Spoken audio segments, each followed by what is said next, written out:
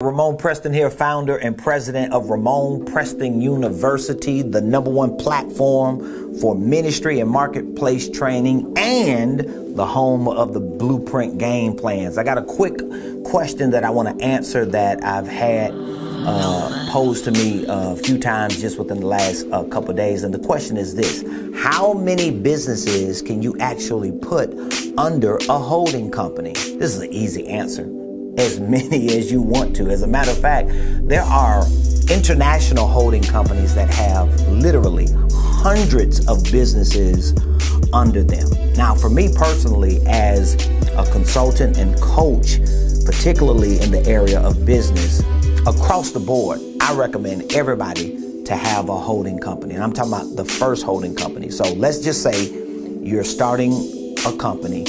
I would prefer you to start it as a holding company. Now, there are a few legalities and logistics that you got to make sure you understand. But for the most part, when you're filing your LLC or your C Corp or your S Corp, the corporate paperwork to file with the Secretary of State, you just want to make sure that it's categorized and designated as a holding company. Now, there are some states, this is what I found too, some states that don't necessarily have an option for you to specify or categorize or code the LLC or the corporation as a holding company.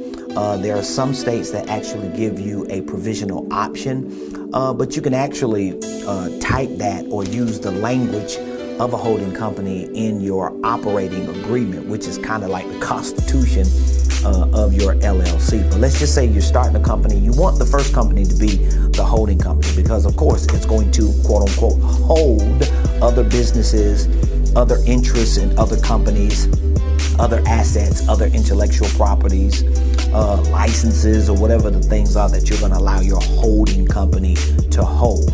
So you have holding company #1, or legally speaking, it is LLC #1, which is operating as a holding company. And then you're going to have other companies, whether you're starting another company that you're operating for a product or service. It's just going to be holding company or holding company #1 that becomes the owner of LLC or company #2. It's going to be holding company #1 that becomes the owner of LLC or company #3, 4, 5, beyond, and beyond. Again, there are hundreds of companies that are under some of the larger international holding companies. So the answer to the question, which I'm always giving a long answer to a short question, the answer to the question is: how many businesses can you have under your holding company, or can you put under your holding company?